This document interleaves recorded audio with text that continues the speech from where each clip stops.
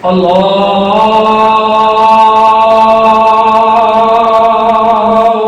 Akbar,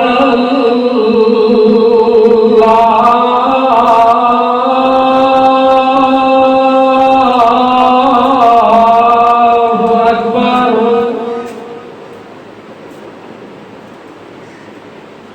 Allahu Akbar,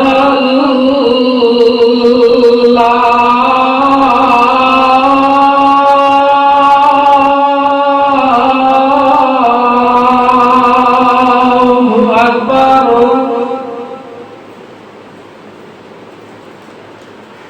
Asyhadu an la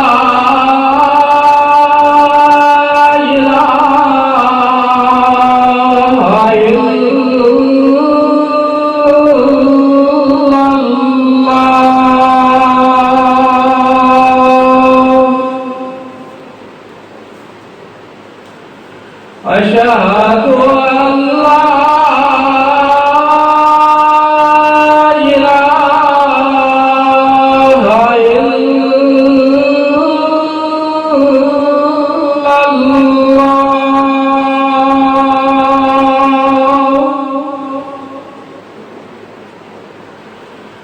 Asyhadu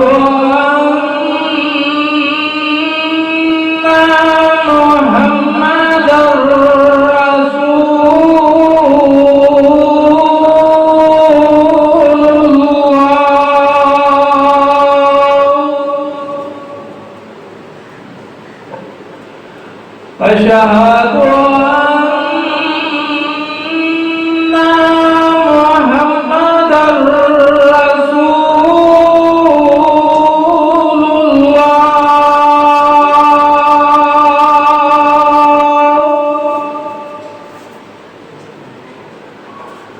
Hayya 'alas salah.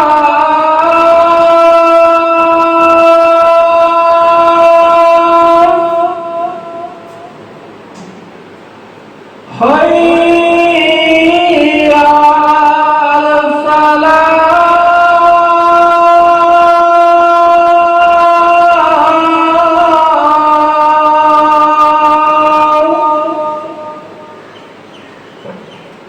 Hayya 'alal falah.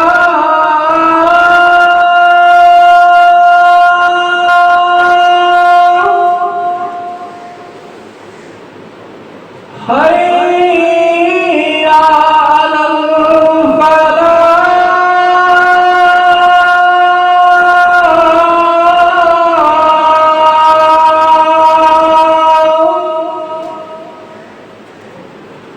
Allahu Akbar,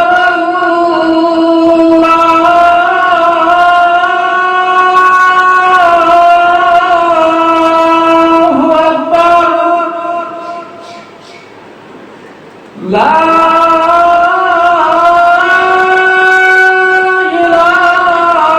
ilaha illallah.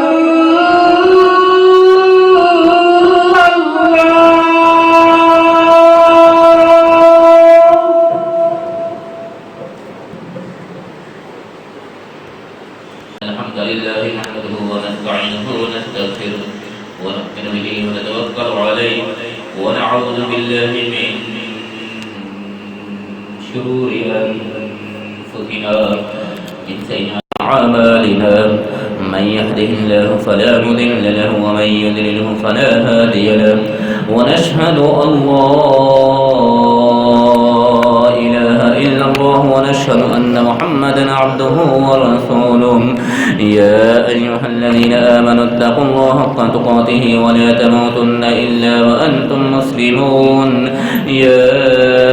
أيها الناس اتقوا ربكم الذي خلقكم من نفس واحدة وخلق منها زوجها وبث منهما رجالا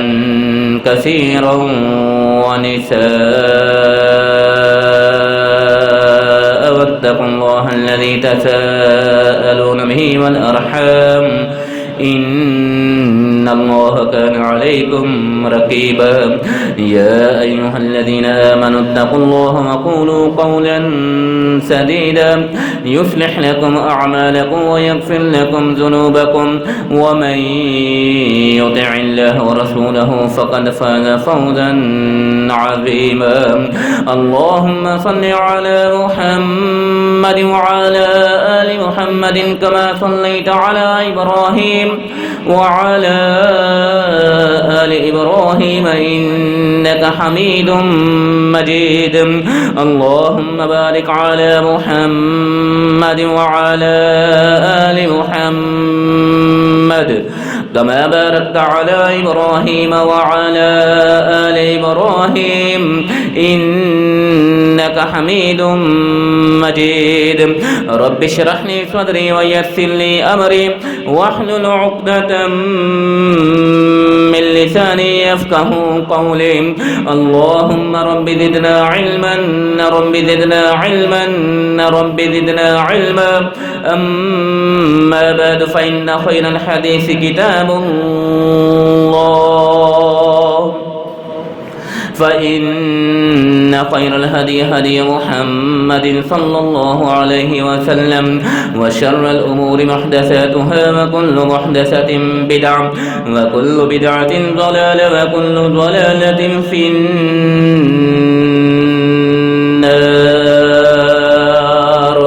أعوذ بالله السميع العليم من الشيطان الرجيم من همزه ونفخه ونفثه بسم الله الرحمن الرحيم والملك على أرجائها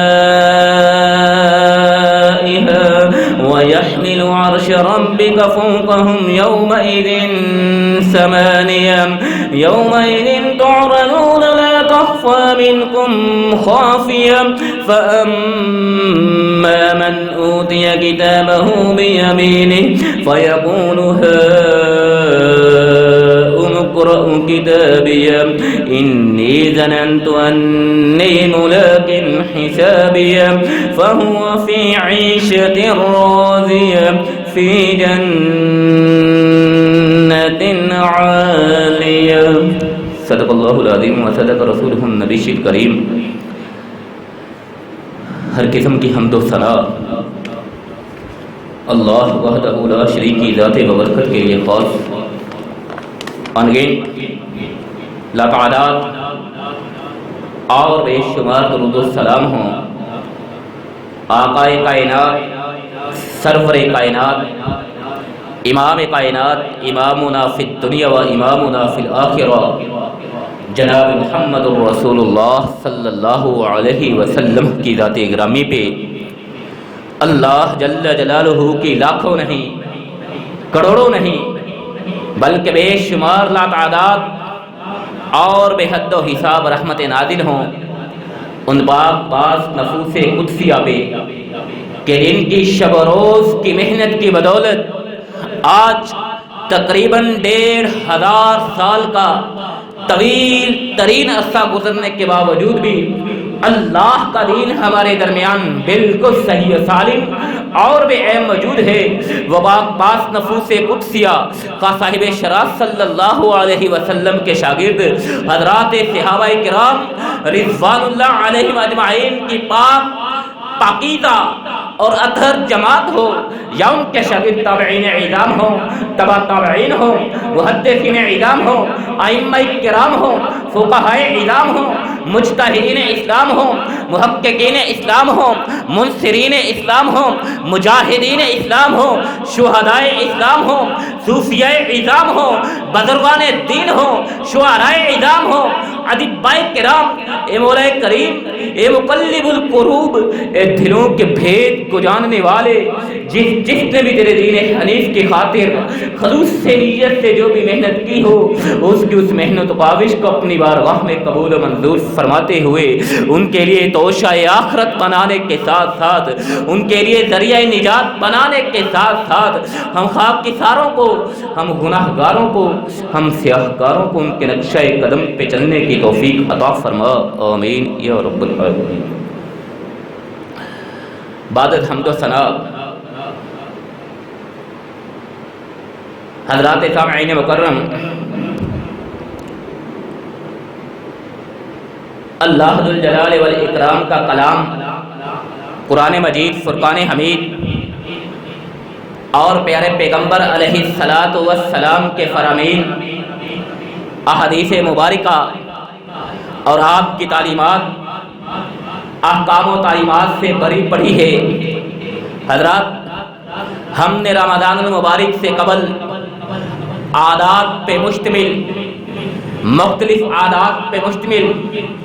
آقا کائنات علیہ الصلاۃ والسلام کے چند ایک فرامین اور اللہ ذو الجلال والاکرام کے ارشادات آپ کے گوش گزار کرنے کا آغاز کیا تھا۔ رمضان المبارک سے قبل ہم 1 سے لے کر 7 تلک کے عدد کو بیان کر چکے کہ 1 کے عدد کے متعلق اللہ کا کیا فرمان ہے، اللہ کے پیارے پیغمبر کا کیا فرمان ہے۔ 2 کے عدد پہ مشتمل پیارے پیغمبر علیہ الصلاۃ والسلام کی احادیث اور اللہ ذو الجلال والاکرام کی آیات آپ کے گوش گزار کرنے کی کوشش کی تھی۔ اسی طرح سلسلہ چلتا رہا، 3 اور 4، پھر 5 اور 6، 7 تلک ہم پہنچے تھے۔ رمضان المبارک کی بدولت ہم نے اس سلسلہ کو روک رکھا تھا۔ آج انشاءاللہ العزیز ہم اسی سلسلے کو آگے چڑھاتے ہوئے، اسی سلسلے کو آگے بڑھاتے ہوئے آج کے خطبہ جمعۃ المبارک میں وہ مسائل، وہ واقعات، وہ احادیث، وہ روایات اور اللہ ذو الجلال والاکرام کی نازل کردہ وہ آیات کہ جن میں اللہ ذو الجلال والاکرام اور پیارے پیغمبر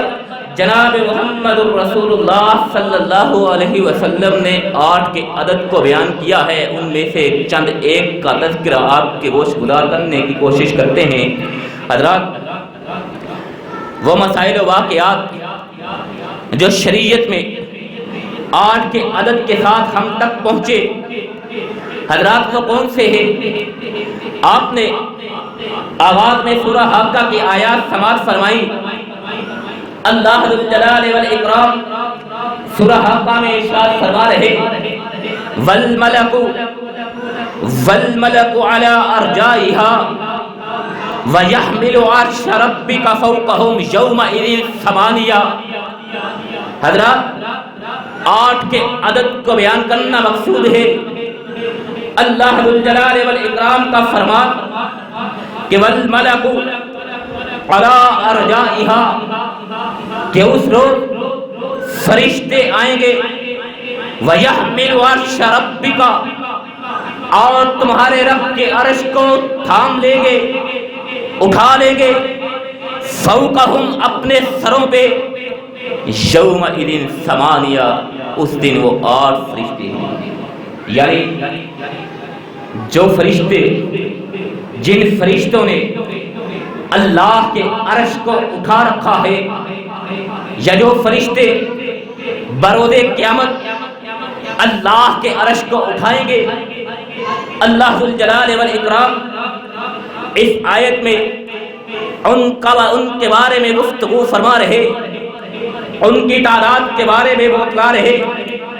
کہ فوقہم یومئذ ثمانیہ، کہ جن فرشتوں نے اپنے اوپر سروں پہ اللہ کے عرش کو اٹھا رکھا ہوگا وہ 8 ہوں گے۔ حضرات،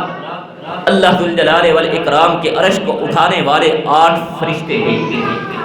اور اس کے علاوہ فرشتے اللہ کی نورانی مخلوق ہے، بے شمار بے انتہا فرشتوں کی تعداد ہے۔ اور جس طرح اللہ ذو الجلال والاکرام نے حضرت انسانیت میں، حضرت انسان میں مختلف مراتب بنا رکھے ہیں، مختلف مقام بنا رکھے ہیں، فرشتوں میں بھی بعین ہی اللہ ذو الجلال والاکرام نے مختلف مقام اور مراتب بنا رکھے ہیں۔ ہر فرشتہ اپنے اپنے مقام میں، ہر فرشتہ اپنے اپنے مرتبے میں دوسرے فرشتوں سے الگ اور جدا ہے۔ کوئی فرشتہ کسی فرشتے کا مقام حاصل نہیں کر سکتا۔ اور حضرات، جیسا کہ آپ جانتے ہیں، علماء سے سن رکھا ہے، کتب میں پڑھ رکھا ہے کہ فرشتے اللہ کی نورانی مخلوق ہے، اللہ کے ہر حکم پہ سر بسجود خم کرنے والے ہیں، اللہ کے کسی حکم کی نافرمانی نہیں کرنے والے۔ اللہ ذو الجلال والاکرام لا یعصون اللہ ما امرہم ویفعلون ما یؤمرون، جس چیز کا اللہ ذو الجلال والاکرام ان کو حکم دیتا ہے وہ بعینہ ہی اللہ کی منشا کے مطابق فرشتے اللہ کے حکم کو بجا لاتے ہیں۔ ان میں کی کوئی اپنی تمنا نہیں، ان کی کوئی اپنی آرزو نہیں، ان کی کوئی اپنی خواہش نہیں، ان میں اپنے کوئی جذبات نہیں ہے،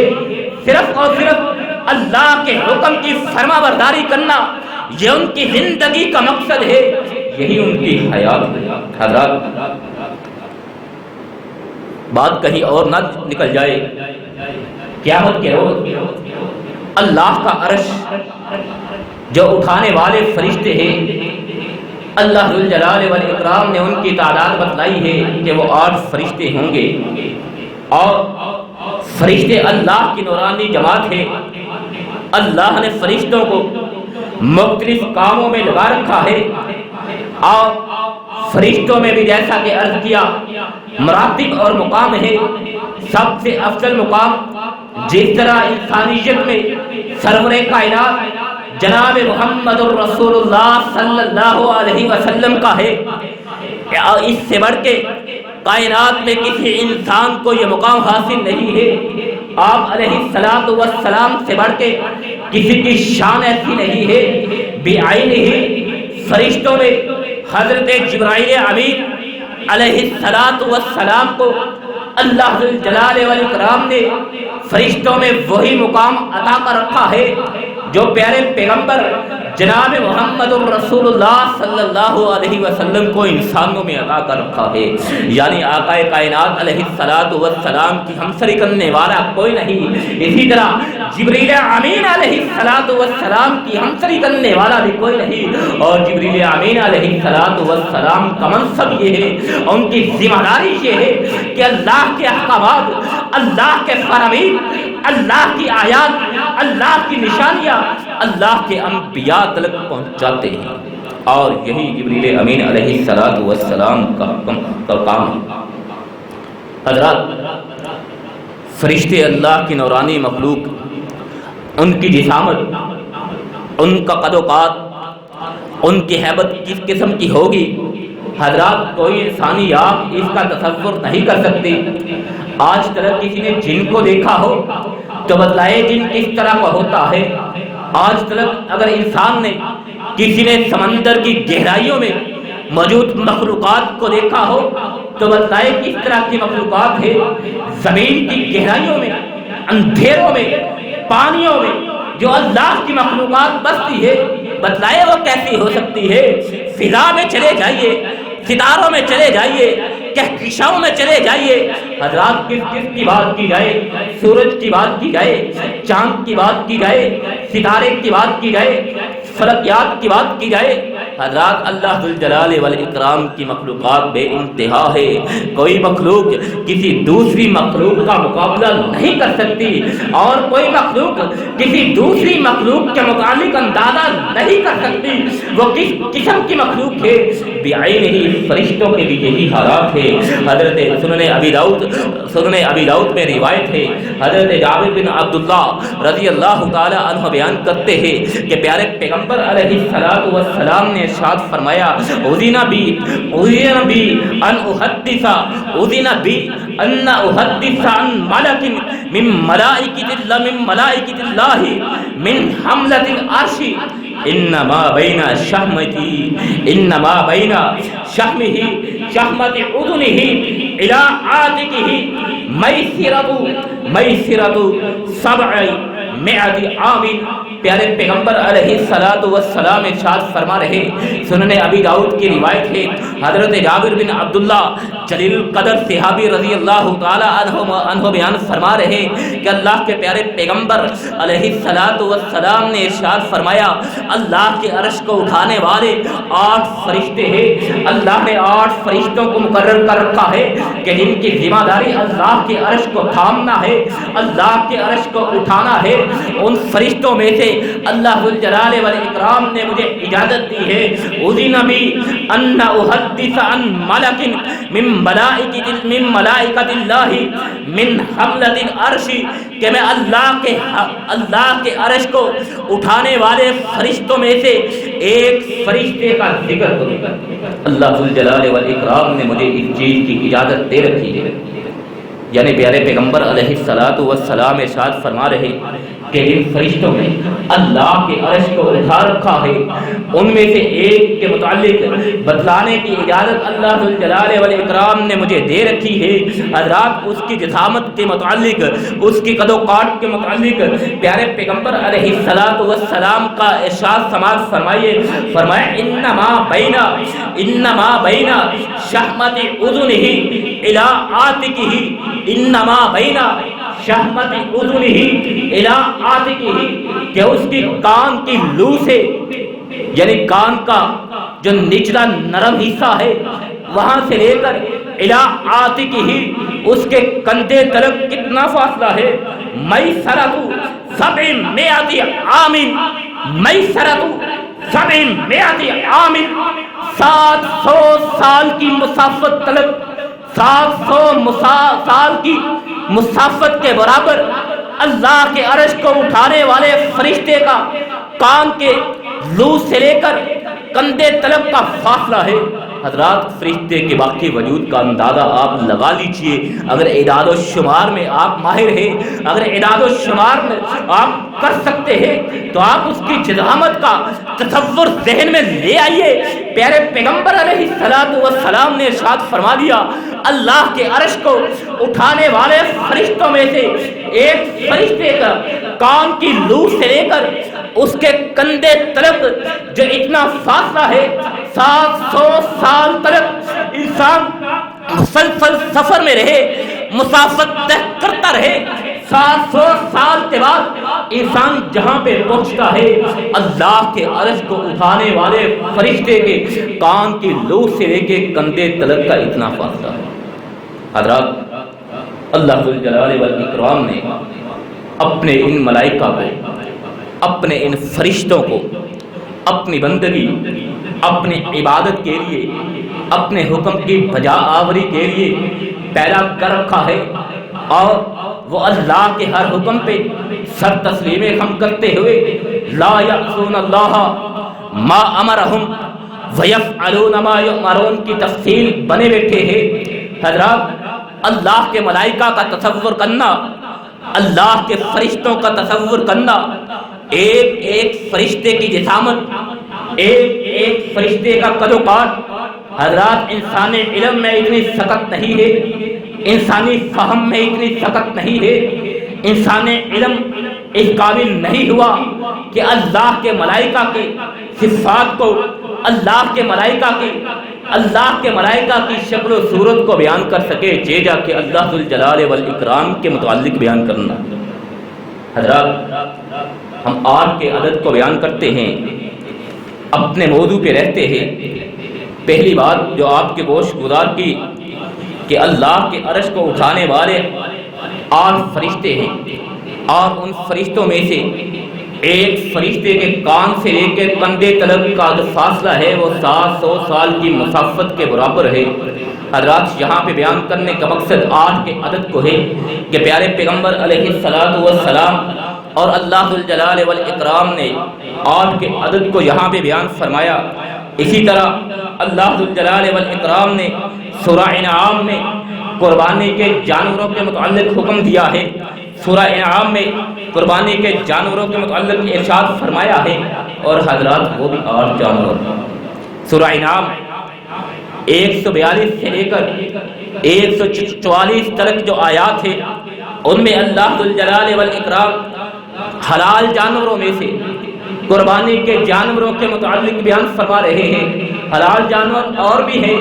لیکن اللہ ذوالجلال والاکرام قربانی کے متعلق فرما رہے ہیں کہ اگر تم نے قربانی کرنی ہے تو ان 8 جانوروں میں سے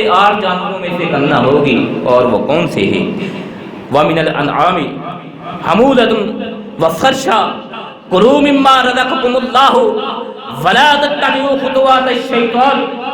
إِنَّهُ لَكُمْ عَدُوٌّ مُبِينٌ۔ ثمانیت ازواج من الزان اثنین. حضرات ان آیات میں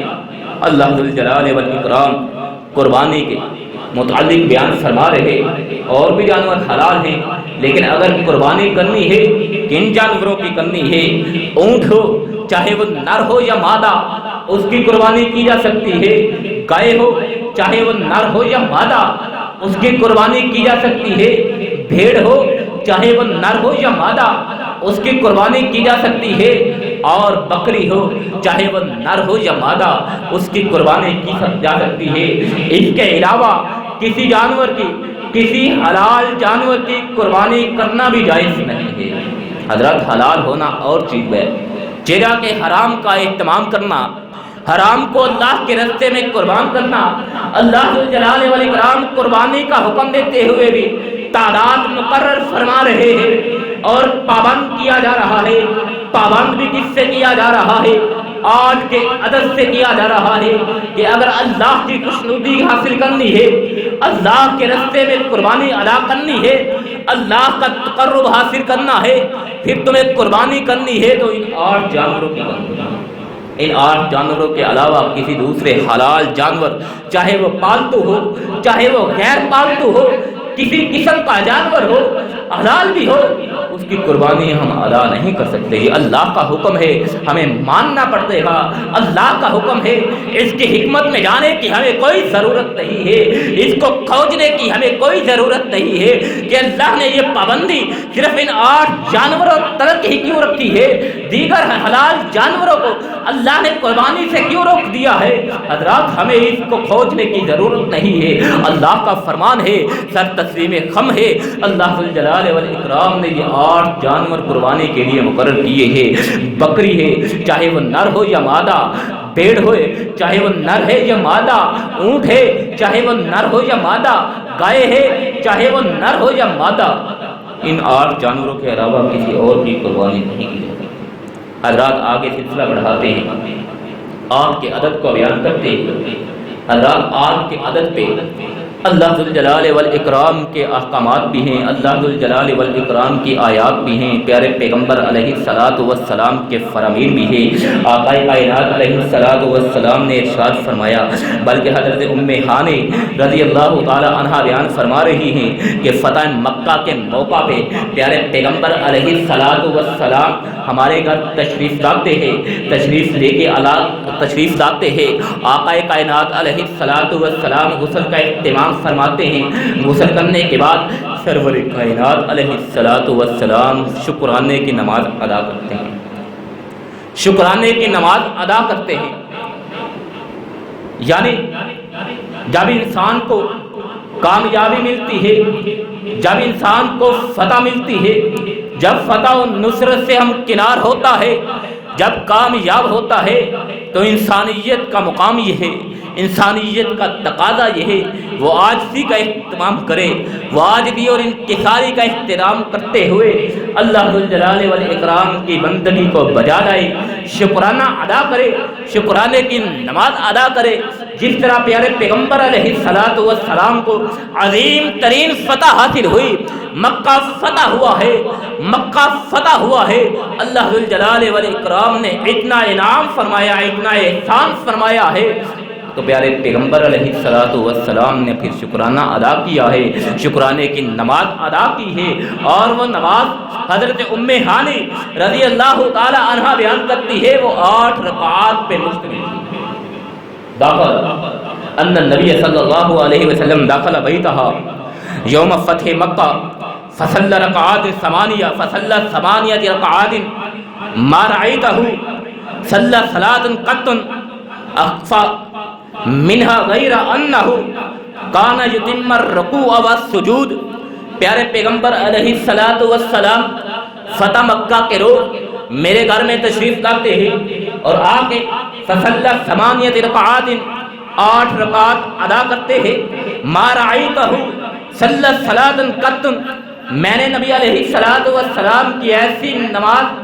ایسی ہلکی نماز، اخفى منہا ایسی ہلکی اور مختصر نماز اس سے پہلے کبھی نہیں دیکھی تھی. یعنی مختصراً چھوٹی چھوٹی رکعات سرور کائنات علیہ الصلوۃ والسلام نے 8 رکعات ادا کی۔ مختصر ہونے کا مطلب حضرت ام ہانی مزید وضاحت فرماتی ہے، مختصر ہونے کا مطلب یہ نہیں ہے کہ غیر انہ کان یتم الرکوع والسجود، مختصر ہونے چھوٹے ہونے کا مطلب یہ نہیں ہے کہ پیارے پیغمبر علیہ الصلوۃ والسلام نے رکوع اور سجود کو مکمل نہیں کیا، نہیں، رکوع بھی ادا کیے ہیں، سجود بھی ادا کیے ہیں، قیام بھی کیا ہے، نماز کے پورے طریقے، پوری نماز کا اہتمام کیا ہے، نماز کے تمام ارکان کو ادا کیا ہے، لیکن اس میں تلاوت مختصر کی ہے۔ حضرات یہ شکرانے کی نماز گویا 8 رکعات ہے۔ یہ بھی غور طلب بات ہے کہ جب انسان کو کوئی کامیابی نصیب ہو، انسان کو کوئی فتح نصیب ہو، اللہ کی نصرت انسان کے شامل حال ہو، تو انسان کو خصوصی طور پہ اللہ کا شکر ادا کرتے ہوئے نماز ادا کرنی چاہیے، اور وہ شکرانے کی نماز 8 رکعات ہے جو نبی علیہ الصلوۃ والسلام نے فتح مکہ کی خوشی میں ادا کیے، جبکہ بعض محدثین کا یہ کہنا ہے کہ وہ 8 رکعات جو نبی علیہ الصلوۃ والسلام نے حضرت ام ہانی رضی اللہ عنہا کے گھر میں ادا کیے وہ نماز اشراق تھی، وہ اشراق کی نماز تھی، یعنی اشراق کی نماز ہے وہ بھی 8 رکعات پہ مشتمل ہے۔ حضرات شکرانے کی نماز 8 رکعت ہے۔ آقا کائنات علیہ الصلوۃ والسلام نے 8 کے عدد کو بیان کرتے ہوئے اور بھی احکامات ارشاد فرمائے ہیں، اور بھی فرمائے آقا کائنات علیہ الصلوۃ والسلام نے ارشاد فرمائے، سرور کائنات علیہ الصلوۃ والسلام نے ارشاد فرمایا، جو شخص اچھا وضو کرتا ہے، مکمل اہتمام آرام کے ساتھ وضو کے تقاضوں کو پورا کرتے ہوئے کلی کرتا ہے، اہتمام کے ساتھ ناک میں پانی چڑھاتا ہے، ذمہ داری کے ساتھ منہ دھوتا ہے، پورا جتنا اللہ نے حکم دیا ہے دھونے کا اتنا دھوتا ہے،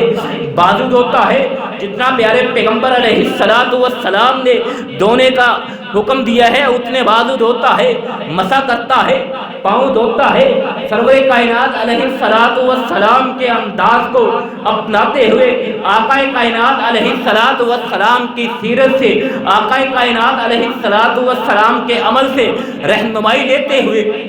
مکمل اہتمام کے ساتھ جو وضو کرتا ہے، پیارے پیغمبر علیہ الصلوۃ والسلام نے اس کے متعلق ارشاد فرمایا، ما منکم من احد یتوضا فیبلغ او فیصبح وضوءا ثم اشهد ان لا الہ الا اللہ وان محمدا عبدہ ورسولہ فتحت له ابواب الجنہ، فتحت له ابواب الجنہ، فتحت له ابواب الجنہ الثمانیہ تدخل من ایھا شاء۔ پیارے پیغمبر علیہ الصلوۃ والسلام کا ارشاد ہے، جو مکمل آرام کے ساتھ، تحمل کے ساتھ، اہتمام کے ساتھ مکمل اور کامل وضو کرتا ہے، وضو کرنے کے بعد وہ دعا کرتا ہے، اشہد ان لا الہ الا اللہ واشہد ان محمدا عبدہ ورسولہ۔ پیارے پیغمبر علیہ الصلوۃ والسلام ارشاد فرما رہے، اس کے عمل کی بدولت فتحت لہ ابواب الجنۃ الثمانیہ، اس کے عمل اور نیکی کی بدولت اللہ ذو الجلال والاکرام اس کے لیے جنت کے 8 دروازے کھول دیتا ہے۔ تدخل من ایھا شاء، وہ جس دروازے سے چاہے، وضو کرنے والا اہتمام کے ساتھ، ذمہ داری کے ساتھ وضو کرنے والا جنت کے 8 دروازوں میں سے جس دروازے سے چاہے داخل ہو سکتا ہے۔ حضرات جنت کے 8 دروازے حضرت ابو ہریرہ رضی اللہ تعالی عنہ بیان فرماتے ہیں کہ پیارے پیغمبر علیہ الصلوۃ والسلام نے ارشاد فرمایا، من انفق زوجین من شیء من الاشیاء فی سبیل اللہ، من انفق زوجین من شیء من الاشیاء فی سبیل اللہ دعی وَإِنَّ الْأَبْوَابَ یعنی الجنہ۔ پیارے پیغمبر علیہ الصلوۃ والسلام نے ارشاد فرمایا، جو شخص 2 کے عدد کے ساتھ، جوڑے کے ساتھ اللہ کے راستے میں اللہ کے عطا کردہ چیزوں میں سے کوئی چیز خرچ کرتا ہے، یعنی 2 کے عدد کے ساتھ، جوڑے کے ساتھ اللہ کے راستے میں جو خرچ کرنا ہے، اگر روٹی دینی ہے ایک کی بجائے دو دیتا ہے، اگر کپڑے دینے ہیں ایک کی بجائے دو دیتا ہے، اگر لباس دینا ہے ایک کی بجائے دو دیتا ہے، اگر جوتا پہنانا ہے ایک کی بجائے دو دیتا ہے۔ پیارے پیغمبر علیہ السلام کا ارشاد ہے، جو دو کے عدد کے ساتھ اللہ کی ادا کرتا نعمتوں کو اللہ کے راستے میں خرچ کرتا ہے، دویا من ابواب یعنی الجنہ، اسے جنت کے 8 دروازوں میں سے پکارا جائے۔ حضرات، اللہ ذوالجلال والاکرام ہمیں مال عطا فرمائے، اللہ ذوالجلال والاکرام حق حلال کا مال عطا فرمائے، وافر عطا فرمائے۔ اللہ ذوالجلال والاکرام کے راستے میں دل کھول کے انسان خرچ بھی کرے، لیکن حضرات اگر خرچ کرنا بھی ہے، اللہ نے توفیق بھی دی ہے، اللہ نے مال بھی عطا کیا ہے، اللہ نے اپنے راستے میں خرچ کرنے کی توفیق بھی دی ہے، تو پھر حضرات اس چیز کا اہتمام کرنا چاہیے کہ 2 کے عدد کو ملحوظ رکھنا چاہیے، یعنی جوڑا مکمل کرنا چاہیے۔ جوڑے کی یہاں پہ سرور کائنات علیہ السلام نے یہی ارشاد فرمایا، من انفق زوجین من شیء من الاشیاء فی سبیل اللہ، چیزوں میں سے جس چیز کا جوڑا انسان اللہ کے راستے میں خرچ کرتا ہے، دویا من ابواب الجنہ، اسے جنت کے تمام دروازوں سے پکارا جائے گا۔ سرور کائنات علیہ السلام یہ ارشاد فرما رہے ہیں، اور آقا کائنات علیہ السلام یہ بھی ارشاد فرماتے ہیں کہ جنت کے وفی الجنت ثمانیت ابواب، وفی الجنت ثمانیت ابواب، کہ جنت کے 8 دروازے ہیں۔ حضرت رسول اللہ علیہ السلام یہ بیان فرما رہے، سیدنا ابو بکر صدیق رضی اللہ تعالی عنہ موجود ہے، وہ سنتے ہیں اور سوال کر بیٹھتے ہیں۔ ایک سوال ذہن میں آتا ہے، سرور کائنات علیہ السلام سے پوچھ بیٹھتے ہیں۔ آقا کائنات علیہ السلام جنت کے دروازوں کے متعلق بیان فرما رہے ہیں کہ جنت کے وفی الجنت ثمانیت ابواب، کہ جنت کے 8 دروازے ہیں، ان میں سے اللہ ذوالجلال والاکرام جنتیوں کو جنت میں داخل فرمائے گا۔ باب الصلاۃ ہے، جو نمازی ہے باب الصلاۃ سے داخل فرمایا جائے گا۔ باب الصیام ہے، باب الصیام ہے، جو روزے دار ہے باب الریان سے داخل فرمایا جائے گا۔ باب الصدقہ ہے، جو صدقہ کرنے والوں میں ہے باب الصدقہ سے اسے داخل فرمایا جائے گا۔ باب الجہاد ہے، جو مجاہد ہے اللہ کے راستے میں لڑنے والا ہے اسے باب الجہاد سے داخل کیا جائے گا۔ حضرت ابو بکر صدیق رضی اللہ تعالی عنہ موجود ہے، وہ سنتے ہیں اور سوال کرتے ہیں آقا کائنات علیہ السلام نمازیوں کو نماز والے راستے سے، جہاد میں شامل ہونے والوں کو، مجاہدین کو باب الجہاد سے، صدقہ کرنے والوں کو باب الصدقہ سے داخل کیا جائے گا۔ کیا کوئی ایسا بندہ بھی ہے، کیا کوئی ایسا انسان بھی ہوگا کہ جسے جنت کے 8 دروازوں سے پکارا جائے گا، جس کے لیے جنت کے 8 دروازے کھول دیے جائیں گے؟ سرور کائنات علیہ السلام نے ارشاد فرمایا، قال نعم، فرمایا قال نعم، ہاں ابو بکر ایسا بھی ہے۔ وارجو ان تکون وارجو قال نعم وارجو ان تکون منہم یا ابا بکر، فرمایا ہے ابو بکر جنت کے 8 دروازے ہیں، 8 دروازوں سے لوگوں کو پکارا بھی جا رہا ہوگا، اور کچھ خوش نصیب ایسے بھی ہوں گے جن کو جنت کے 8 دروازوں سے بلایا جا رہا ہوگا۔ وارجو ان تکون منہم یا ابا بکر، اور ابو بکر مجھے امید ہے کہ تم بھی انہی خوش نصیبوں میں شامل ہو گئے، تم بھی انہی خوش نصیبوں میں شامل ہو گئے جن کو اللہ ذوالجلال والاکرام جنت کے 8 دروازوں میں سے بلائیں گے۔ حضرات اسی طرح سرور کائنات علیہ السلام نے ارشاد فرمایا، والذی نفس محمد بیدہ انما بین المصرعین من مصارع الجنت لکما مکہ و حجر او کما بین مکہ و بصرہ۔ پیارے پیغمبر علیہ السلام ارشاد فرما رہے، والذی نفسی محمد بیدہ، جو ذات اقدس کی قسم ہے کہ جس کے قبضہ قدرت میں میں محمد الرسول اللہ صلی اللہ علیہ وسلم کی جان ہے۔ حضرات پیارے پیغمبر علیہ الصلوۃ والسلام قسم اٹھاتے ہوئے ارشاد فرما رہے، آقا کائنات علیہ الصلوۃ والسلام قسم اٹھاتے ہوئے، حضرات ما ینطق عن الہوی ان هو الا وحی یوحی، کس کس وصف کو بیان کرنے نکل پڑے۔ حضرات آقا کائنات علیہ الصلوۃ والسلام اللہ کی اجازت سے، اللہ کی اجازت کے بغیر کوئی بات زبان حال سے ادا نہیں کرتے، کوئی بات زبان نبوت سے ادا نہیں کرتے۔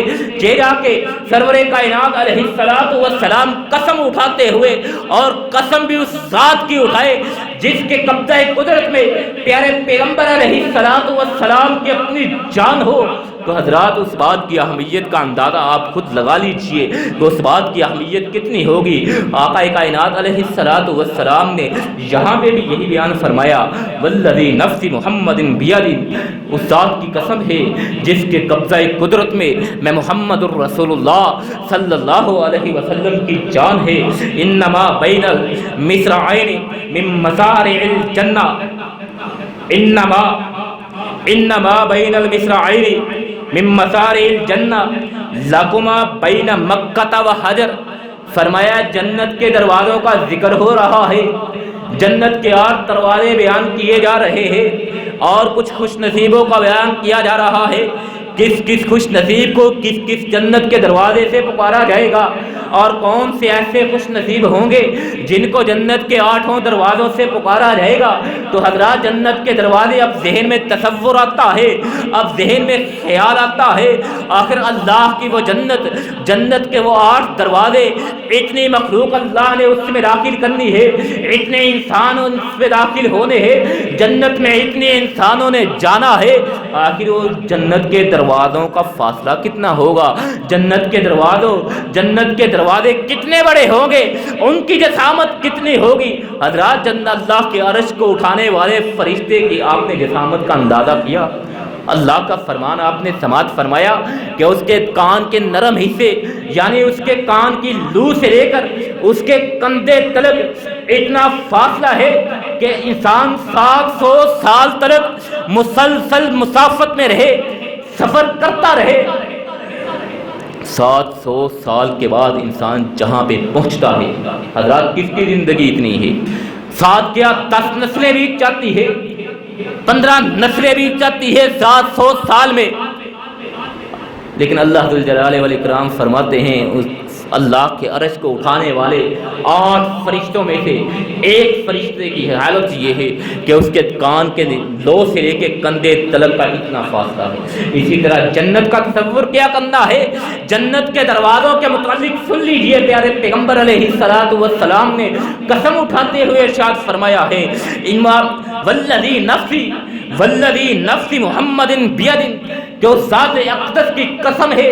کہ جس کے قبضہ قدرت میں محمد الرسول اللہ کی جان ہے صلی اللہ علیہ وسلم، انما بین المصرعین من مصارع الجنہ، جنت کے دروازوں میں سے ایک دروازے کا دوسرے دروازہ نہیں، جو ایک کنارے سے دوسرا کنارہ، یعنی جسے ہم اپنی زبان میں چوگاٹ کہا کرتے ہیں، دروازے کا ایک حصہ کہا جاتا ہے، وہ چوگاٹوں کا ذکر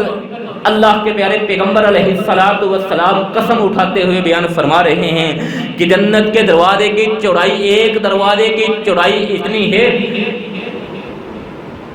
کہ لکما بین مکہ و حجر، کہ جس طرح مکہ اور جتنا مکہ اور حجر کے درمیان فاصلہ ہے۔ حجر ایک شہر کا نام ہے اور یہ شہر یمن کا شہر ہے،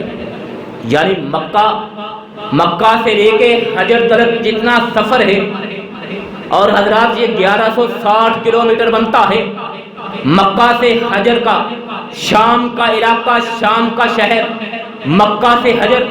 1160 کلومیٹر کی مسافت پہ ہے۔ پیارے پیغمبر علیہ الصلوۃ والسلام نے قسم اٹھاتے ہوئے ارشاد فرمایا، جنت کے دروازے کی چوڑائی اتنی ہے جتنی مکہ سے لے کے حجر تک ہے، او کما بین مکہ و بصرہ، یا مکہ سے لے کے بصرہ تک۔ بصرہ ایک شہر کا نام ہے جو یمن میں واقع ہے، یعنی یمن کا شہر، اور مکہ سے بصرہ تک یمن کے شہر بصرہ تلک 1250 کلومیٹر کا فاصلہ ہے، 1250 کلومیٹر کا فاصلہ ہے۔ اتنا فاصلہ، اتنا طویل فاصلہ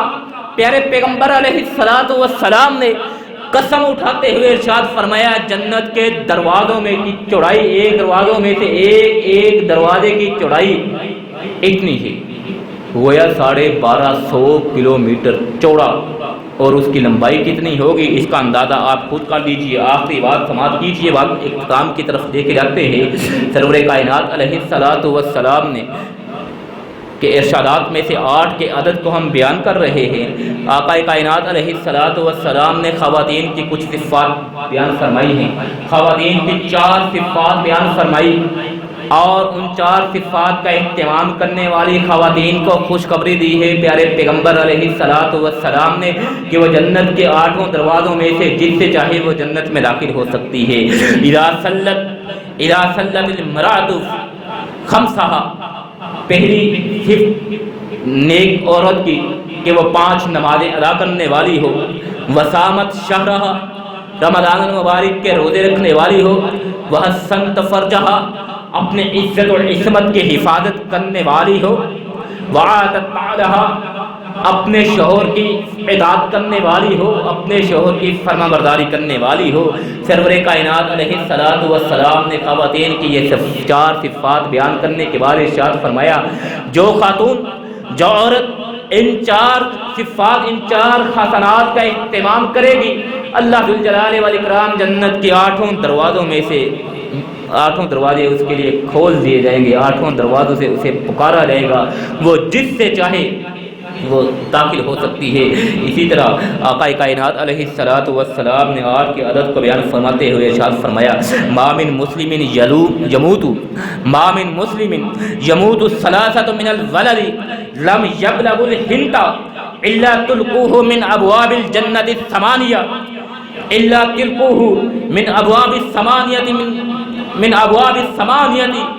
من ایھا شاء دخل۔ سرور کائنات علیہ السلام یہاں پہ صبر کرنے والوں کا مقام بیان فرما رہے ہیں کہ جس شخص کے 3 بچے نابالغ فوت ہو چکے ہیں، 3 چھوٹے بچے اللہ کو پیارے ہو جائیں، ما من مسلم یموت ثلاثة من الولد لم یبلغ الحنت، جو بلوغت کو نہ پہنچے ہو، 3 بچے اللہ کو پیارے ہو جائیں بلوغت کو پہنچنے سے پہلے، جو شخص اس صدمے میں ایسے عالم میں بھی اللہ کا شکر ادا کرتا ہے، صبر کرتا ہے، صبر کا دامن تھام کے رکھتا ہے، پیارے پیغمبر علیہ السلام نے ارشاد فرمایا الا تلقوه من ابواب الجنة الثمانية، تو وہ تینوں بچے اسے جنت کے 8 دروازوں میں ملیں گے، من ایھا شاء دخل، وہ جس دروازے سے چاہے جنت میں داخل ہو سکتا ہے۔ حضرات اللہ ذوالجلال والاکرام سے دعا کرتے ہیں ذوالجلال والاکرام ہمیں پیارے پیغمبر علیہ السلام کے ایک حکم پہ عمل پیرا ہونے کی توفیق عطا فرمائے۔ سرور کائنات علیہ السلام کی سیرت طیبہ، آپ علیہ السلام کی حیات مبارکہ کی روشنی میں ہمیں زندگی بسر کرنے کی توفیق عطا فرمائے۔ وآخر دعوانا ان الحمد للہ رب العالمین۔